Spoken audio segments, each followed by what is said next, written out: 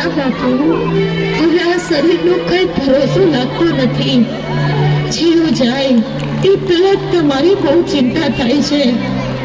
આ રૂપિયાવાળાની દુનિયામાં આપણે સાવ એકલા પડી ગયા.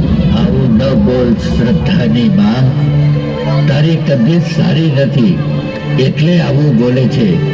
હાલ તને દવાખાને લઈ જાઓ, બધું સારું થઈ જશે. દવાખાના કરતા તો જ આપણી દીકરીને બોલાવી દો. ઘણા સમયથી એના કાંઈ સમાચાર નથી.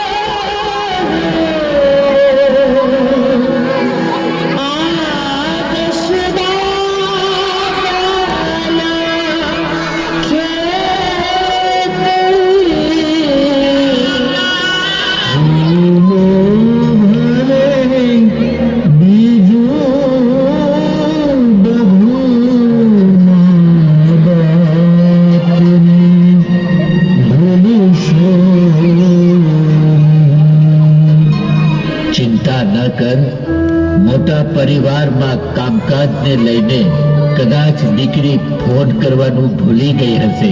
દીકરો કદાચ માવતરને ભૂલી શકે, પણ દીકરી તો કોઈ દિવસ ન ભૂલે. જરૂર મારી દીકરી. અરે શું થાય છે તને? કેમ કઈ બોલતી નથી? હે ભગવાન, આ તારી કેવી કસોટી છે. તું પણ અમારી જેમ લાચાર બની ગયો છે. અરે એક વાર આ પૃથ્વી ઉપર આવી અમારી જેમ મા બાપ બનીને તો જો. શ્રદ્ધાની બા, હાલ હિંમત કરીને ઊભી થા. અહીંયા આપણી મદદ કરવા વાળું કોઈ નથી. મદદ કરવા કોઈ નહીં આવે. બાપુ.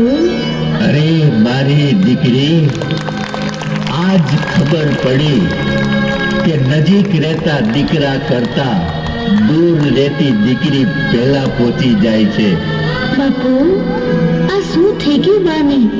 દીકરી, સારું થયું તું આવી ગઈ. બેટા, ભાગ્યમાં જ ઠોકર લખી હોય એ ભોગવવી તો પડે જ ને. નહીં બાપુ, ભૂલ મારી છે કે હું આપને મળવા ના આવી શકી.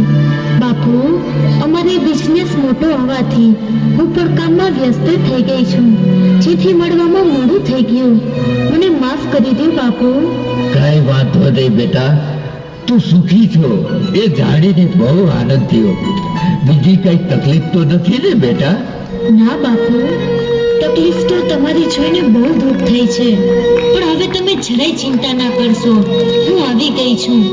બા, તમે આરામ કરો. હું ને બાપુ તમારી દવા લઈ આવીએ. ચાલો બાપુ. આ છે દીકરીનો મા બાપ પ્રત્યેનો પ્રેમ અને લાગણી, પણ આપણે સમજી શકતા નથી. દીકરી એટલે માવતરને જીવવાનો આધાર, માવતરને જીવવાનો આધાર. બા, હું આપની એક વાત કહેવા આવ્યો છું. આ દિવસે ને દિવસે તમારી તબિયત બગડતી જાય છે, તો મનીષા કહે છે કે બા અને બાપુને વૃદ્ધાશ્રમમાં મૂકી આવીએ, ત્યાં સારવાર પણ થાય અને આરામ પણ. તમારું શું કહેવું છે? શ્રદ્ધાની માં, આ લે, હું તારી દવા લઈને આવ્યો છું. કેમ છે તબિયત? સારું છે. ને આપણો દીકરો પણ આવ્યો છે. મળવા નથી આવ્યો, પણ આપણને પાછા વૃદ્ધાશ્રમમાં મૂકવા માટે લેવા આવ્યો છે. બાપુ, બાની બીમારીને કારણે ઘરમાં કેટલી તકલીફ પડે છે, એટલે વૃદ્ધાશ્રમની વ્યવસ્થા કરી છે. સરસ દીકરા, અમારી તકલીફ તો તમને દેખાણી. બેટા, વૃદ્ધાશ્રમમાં પાછા મૂકવાતા તો પછી લઈ શું કામ આવ્યા? નાનપણમાં તારા બાપુ તને અનાથ આશ્રમમાં મૂકી આવ્યા હોત ને, તો આજ અમારા દિવસો જોવા ના પડત. દીકરા,